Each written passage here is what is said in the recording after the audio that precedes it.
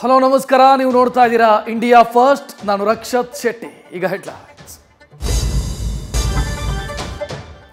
ದೆಹಲಿ ಅಂಗಳದಲ್ಲಿ ಕೂತು ಸಿಎಂ ಸಿದ್ದು ಆಡಿದ ಚದುರಂಗಕ್ಕೆ ವಿರೋಧಿ ಬಣ ಬೆಚ್ಚಿ ಬಿದ್ದಿದೆ. ಸರ್ಕಾರಕ್ಕೆ 2 ವರ್ಷದ ಸಂಭ್ರಮದಲ್ಲಿ ಗೊಂದಲ ಬೇಡ ಅನ್ನೋ ಸಂದೇಶ ಕೊಟ್ಟು ಬದಲಾವಣೆಯ ಗುಮ್ಮಕ್ಕೆ ತೆರೆ ಎಳೆದಿದೆ. ಕೆಪಿಸಿಸಿ ಸ್ಥಾನ ಪುನರ್ರಚನೆಗೆ ಬ್ರೇಕ್ ಹಾಕಿದೆ. ಆದರೆ ಸಿಎಂ ಮಾತ್ರ ಪಟ್ಟಕ್ಕೆ ಇಬ್ಬರ ಹೆಸರ ಪಟ್ಟಿ ಕೊಟ್ಟಿದ್ದಾರೆ. ಹನಿ ಕೇಸ್ಗೆ ಸರ್ಕಾರವೇ ಟ್ರ್ಯಾಕ್ ಬದಲಾಯಿಸಿದೆ. ಹೈಕಮಾಂಡ್ ರೆಡ್ ಸಿಗ್ನಲ್ ತೋರಿಸಿದ್ದು ಉನ್ನತ ಮಟ್ಟದ ತನಿಖೆಗೆ ವಹಿಸದೇ ಇರೋದಕ್ಕೆ ಸರ್ಕಾರ ತೀರ್ಮಾನಿಸಿದೆ.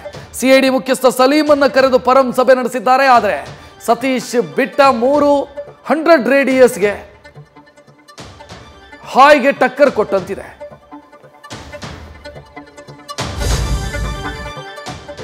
ಮೊನ್ನೆ ನಾವೇ ಹೇಳಿದಂತೆ ಅಣ್ಣಾಮಲೈ ತಲೆದಂಡ ಆಗಿದೆ. ಜಾತಿ ಪಾಲಿಟಿಕ್ಸ್ನ ದಾಳ ಉರುಳಿಸಿದ್ದ ಪಳನಿಸ್ವಾಮಿ ಹೇರಿದಂತ ಸ್ನೇಹದ ಷರತ್ತಿಗೆ ಬಿಜೆಪಿ ತಲೆಬಾಗಿದೆ. ಈ ಬೆನ್ನಲ್ಲೇ ಅಣ್ಣಾಮಲೈ ರಾಜೀನಾಮೆ ಕೊಟ್ಟಿದ್ದಾರೆ. ಜೀವ ಕೊಟ್ಟು ತಮಿಳುನಾಡಲ್ಲಿ ಬಿಜೆಪಿಯನ್ನು ಬೆಳೆಸಿದ್ದೀನಿ ಅಂತ ಭಾವುಕರಾಗಿದ್ದಾರೆ.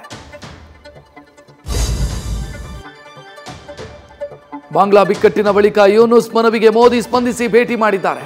ಈ ವೇಳೆ ಹಿಂದೂಗಳ ಮೇಲಿನ ದೌರ್ಜನ್ಯ ಪ್ರಸ್ತಾಪಿಸಿದ ಮೋದಿ ಸುರಕ್ಷತೆ ಬಗ್ಗೆ ಕಳವಳ ವ್ಯಕ್ತಪಡಿಸಿದ್ದಾರೆ.